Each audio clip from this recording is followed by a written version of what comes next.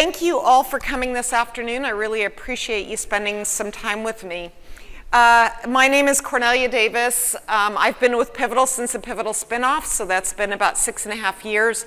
And I'll tell a little bit more about my background in just a moment. But I'm going to jump right in. And oh, by the way, because the title is PKS is not just another Kubernetes platform. So what I hope to show you this afternoon is how we think about Kubernetes that might be different from the way that you might have thought about Kubernetes and the way that many other people think about Kubernetes. So I'm mostly going to talk about kind of some tenets more than specific features. And so let's jump right in very quickly. I'll tell you more about myself in just a moment. But this is Kubernetes, right? So everybody should hopefully by this point know that Kubernetes is, in this picture, all about scheduling workloads. Those workloads, which are captured as Docker images or as OCI compliant images, get scheduled onto these worker nodes. And there's a master or multiple masters that are the brains of Kubernetes that take care of all those scheduling decisions and so on. You couple that together with some interfaces for a team to be able to use to deploy things into Kubernetes. And this is basically what you get with core Kubernetes. Now, of course, there's a whole bunch of other projects that are around Kubernetes, the special interest groups, a bunch of different projects that insert additional things into the clusters, that have connectivity into the clusters, so plugins like cloud networking or storage plugins and so on. But if you start with just this Kubernetes, that's not enough. Right? It is easy to get started and do Minikube start on your laptop, but what that is doing is it is leveraging all of the infrastructure that your laptop represents to bring you Kubernetes on top of an infrastructure. The infrastructure in that case is my laptop. So in order to bring together a real Kubernetes offering, you have to bring in all of this other stuff. Like I said, when you're running Minikube, you get it from your laptop. What do? You get compute, storage, and networking. It's all very simple, but you get that. You get some routing. Minikube has some routing built into it. You have to have an image registry. I usually use Docker Hub, and a number of other things. When you start to bring all these things together with the core Kubernetes, you also need a set of tools that are going to allow you to manage that Kubernetes. And that right there summarizes, yep, I'm using the right button, summarizes what we've done in providing Pivotal Container Service. Woohoo, turnkey system. But you know what? There's about 99 other vendors out there that give you this. And so what I want to share with you today is how we are viewing it, that once again might be a little bit different. So let me tell you just a little bit more about my, there's the punchline there. A little bit more about me. I have a developer background, so I did my undergraduate and some graduate work in computer science. I did some graduate work actually studying programming languages. I love programming languages. So if you've ever heard me riff on functional versus imperative programming, that's something that's very near and dear to my heart. I've been working in web architectures for 15 years. Cloud native, although we didn't call it that back then, cloud native, and I've been working with Cloud Foundry for more than 7 years now. And people were tweeting about it this morning. I am wearing a t-shirt with the cover of my recently published book. So I wrote a book called Cloud Native Patterns. It's targeted at the application developer and architect. It teaches patterns, things like retries and circuit breakers and binding to external services and how to properly handle state and how you don't want to handle state in the way that you used to.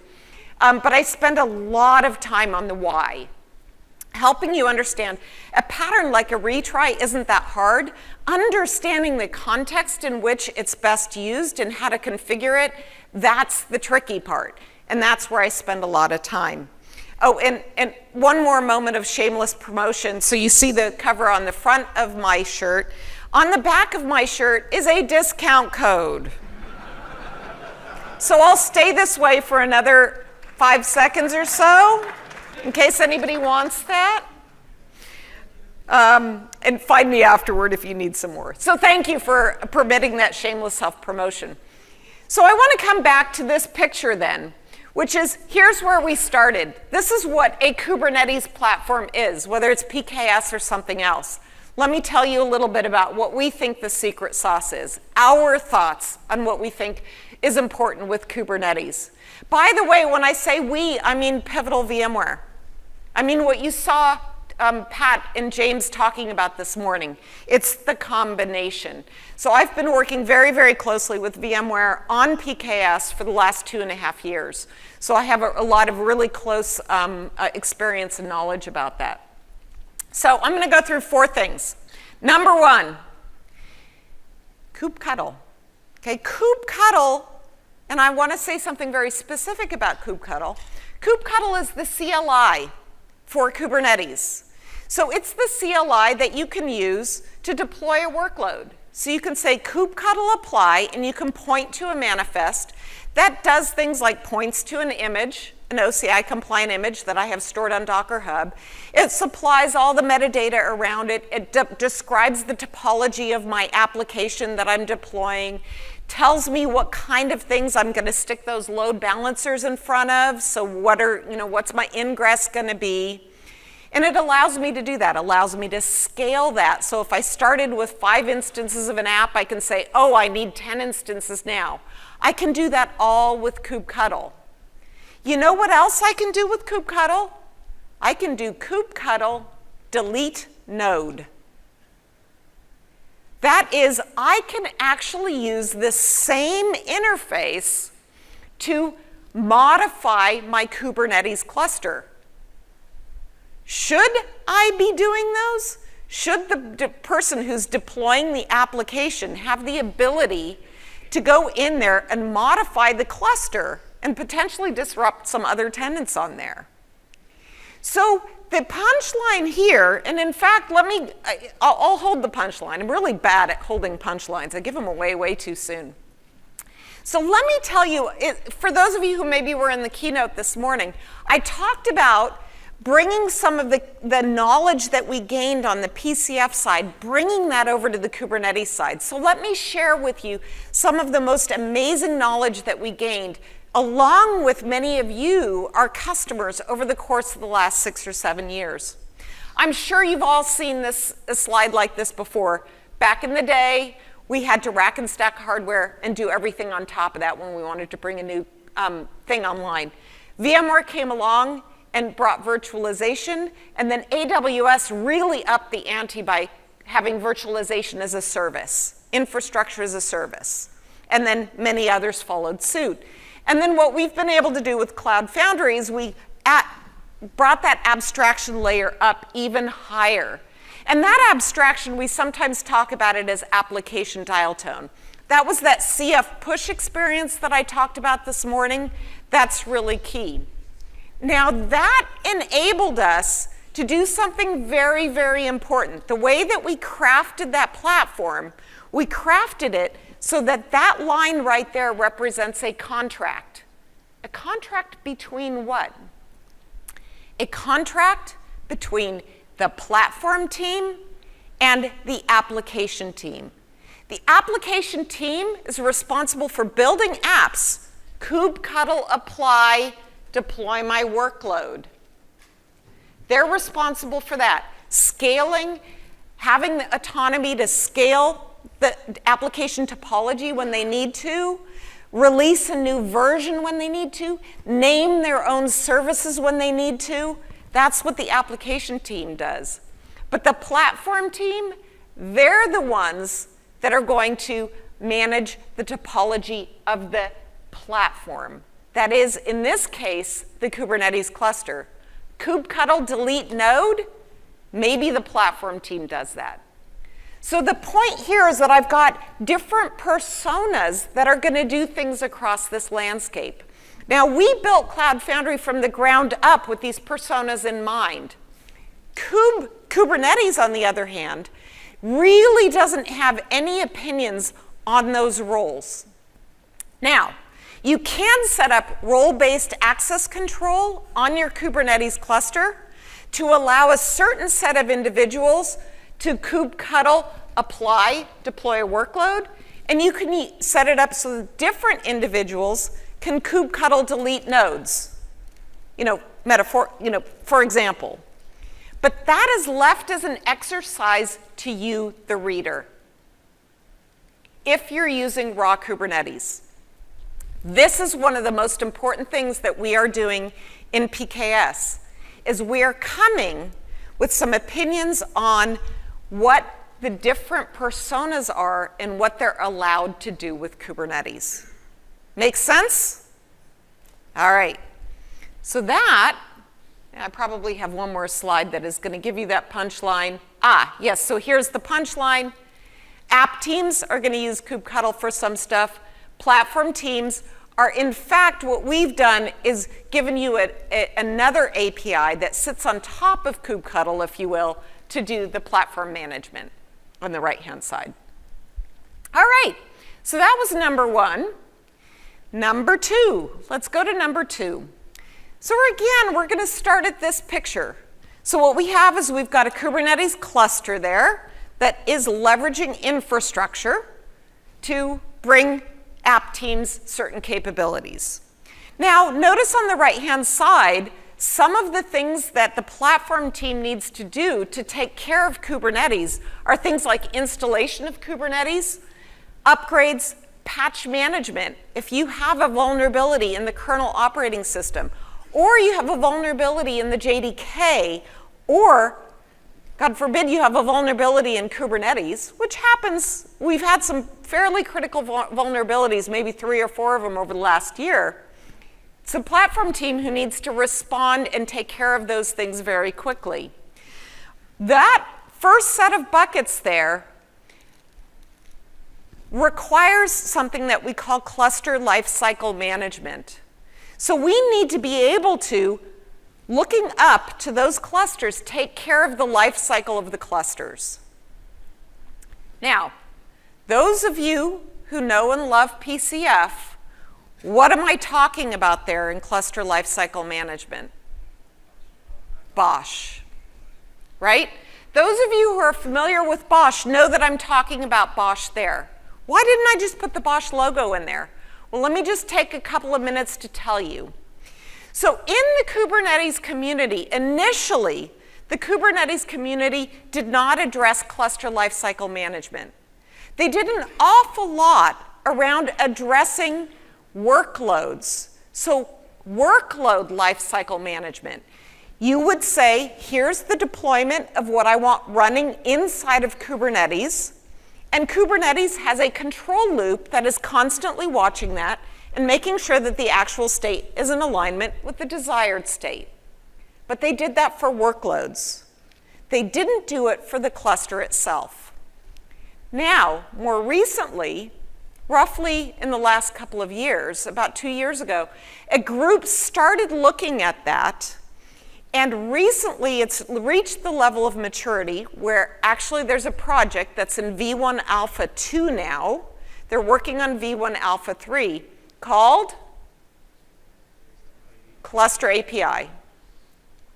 So what Cluster API is doing is it's doing what we've been doing with PKS using BOSH, and that is that the cluster lifecycle management does for your Kubernetes what Kubernetes does for the workloads that you're running in Kubernetes.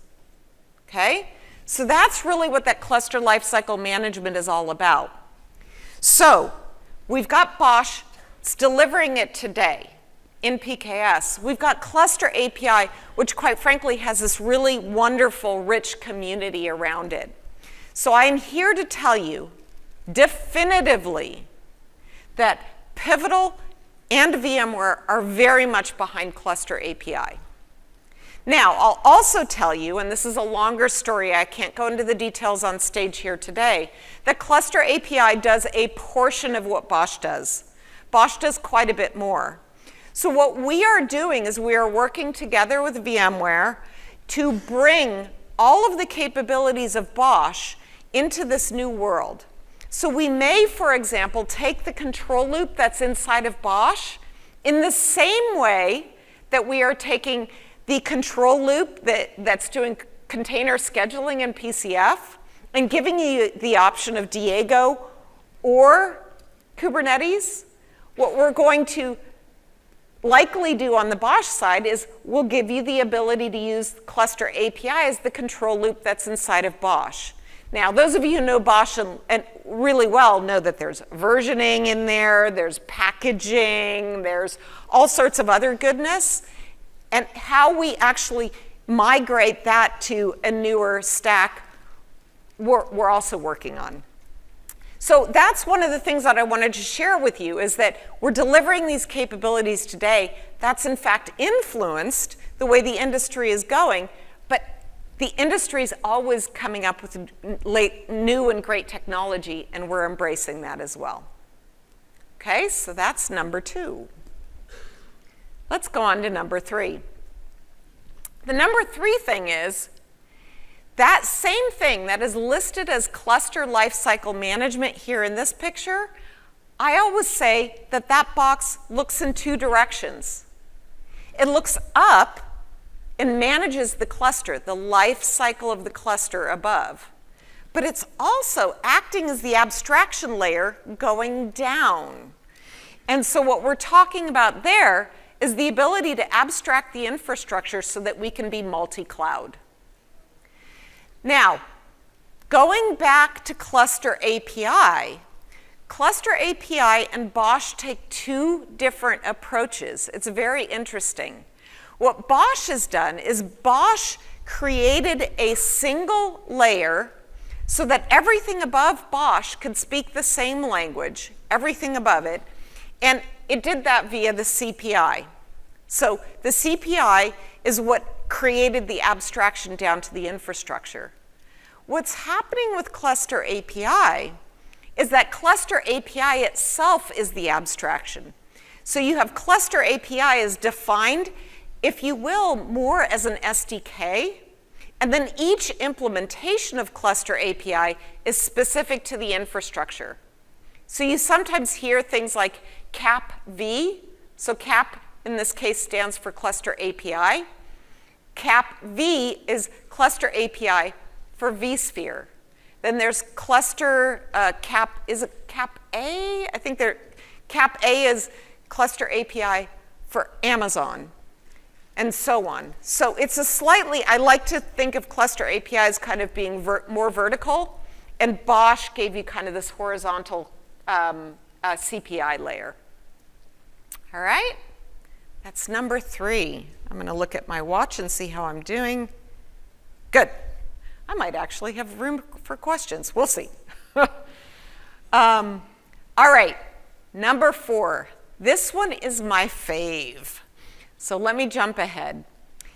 Sorry, I never put this in a slide, but part of this is my opportunity to point you to this blog. So we have a blog post there that will point you to this Lightboard video that I did. VMware has this super cool Lightboard Studio where you, and for those of you, by the way, if you do go and watch this, it'll look like I know how to write in reverse. And maybe I should just take that credit and go, oh yeah, sure, I can write in reverse, no big deal.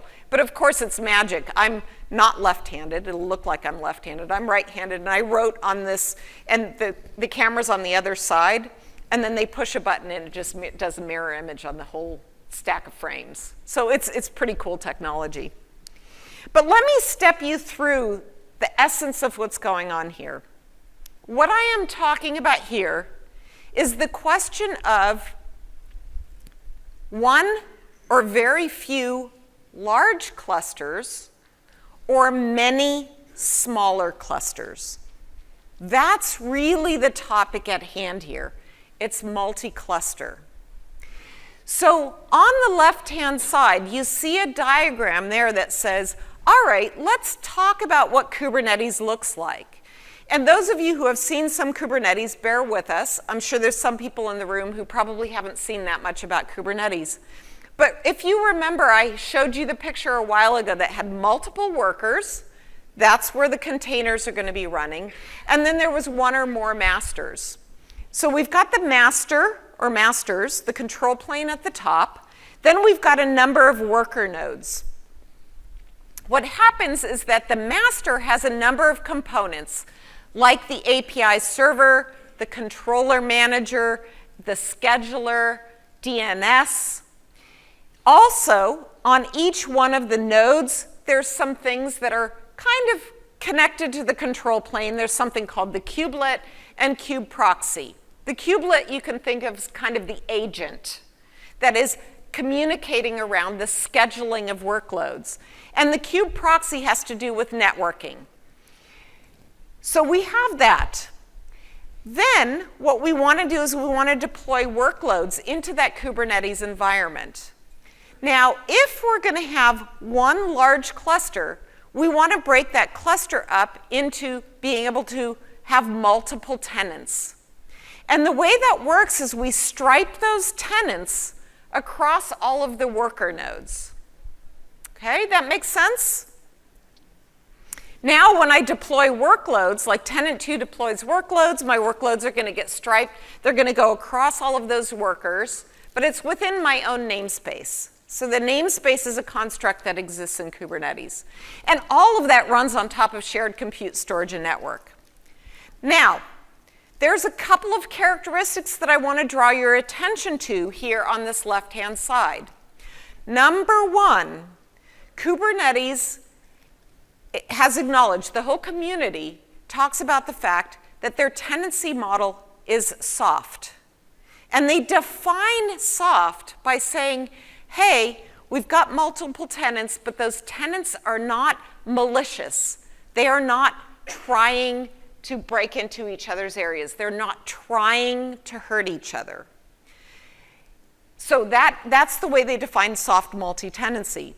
Now, they say, so if you're in an environment where you've got a whole bunch of friendly folks, then the multi-tenancy here is okay. For those infrastructure folks in the room, does it have to be malicious intent for you to worry about it? I don't think so, right? Accidental things are a concern for multi-tenancy as well. So it's important to know that while the namespace does things like puts limiters around what you can see through the API, there's a whole lot of constructs. In fact, all of those constructs that are in the upper left-hand box, the API server, the controller manager, the scheduler, DNS, none of them are namespace aware. So it's not an inherently multi-tenant system because they're not namespace aware. The other thing is that when you're going to do operations on that cluster, let's say there is a Kubernetes vulnerability and you need to up the Kubernetes cluster, all of those tenants are going to have to be on the same operational cycle. That cluster is going to be upgraded for all tenants at the same time. And they're all going to be on the same Kubernetes version. So if you have a tenant that has used some alpha features in Kubernetes that experienced a change in API from one version of Kubernetes to another, when you're going to go from Kubernetes version 1.14 to 1.15, there may be a tenant who says, I'm not ready. You can't go to 1.15 because that's going to break my application. So now you've got a coupling across these tenants. They all have to be ready for that Kubernetes upgrade at the same time. All right? So there's an alternative. The alternative is, what about giving each tenant their own cluster? Now that seems kind of like, and I'll tell you, 2 years ago when we started talking about this, customers looked at me like I had two heads. Like, what are you talking about? Because when I talk about multiple clusters, I'm not talking about 2 or 5. I'm talking about 50, 100, 300, lots of clusters. And there is, by the way, there are folks out there that have been doing this for a while. Now, the people who were the most scared about that are the ones that said, oh my God, I'm having a hard enough time managing my 3 Kubernetes clusters. There's no way that I can have the staff or the cycles to manage 300 Kubernetes clusters. And the answer there is that you need something that is going to do fleet management. So you need a management plane, and that's what PKS is bringing you, is a control plane that allows you to manage hundreds of clusters. Now, if you start to give tenants their own clusters, then what happens? Number one, for tenancy, you're depending on the hypervisor for isolation. Do you trust VMware? Yeah. 20 years of maturity and hard multi-tenancy on shared compute, storage, and network? Yeah, I trust them. So you use the hypervisor for security boundaries and multi-tenancy. When something goes wrong, and it sometimes goes wrong, with an app, or dare I say, even some functionality within Kubernetes, you're limiting the blast radius of that. And there's some great stories, and I refer to some of those stories in the blog post there, where there is, for example, some very mature folks out there that are using Kubernetes in production, that one of their operational things is when Kubernetes starts acting wonky. What do you do when your computer acts wonky? You restart. And that's effectively what they do. They restart the API server. And that often fixes the problem. Doing that in a smaller boundary, maybe just for one tenant, is better than affecting everybody. So that's another thing that you can do. So operations is loosely coupled across your tenants. You can have different configurations. I can have a workload that's running on a Kubernetes cluster that's leveraging GPUs because it's doing machine learning. And I can have web workloads that don't need GPUs running on less expensive hardware or less expensive virtual machines. And then finally, I can have different Kubernetes versions as well. So, to sum it up, I just want to go back and review those 4 things that we think are pretty darn important when you think about how you want to realize Kubernetes in your organization. Again, think about the roles. I think that that is perhaps the most valuable thing that we've done in PCF over the last 6 years, is we've established those personas and have enabled them to have their swim lanes and have a contract that works well between them. The second thing is you have to think about cluster lifecycle management, and it needs to be automated. You can't have armies of people that are managing your Kubernetes clusters. The third thing, of course, is multi-cloud. We believe that's important. You heard James this morning say that 70% of PCF workloads run on VMware, but I would say that close to 100%, maybe 95% of people who are running workloads on PCF are running in more than one.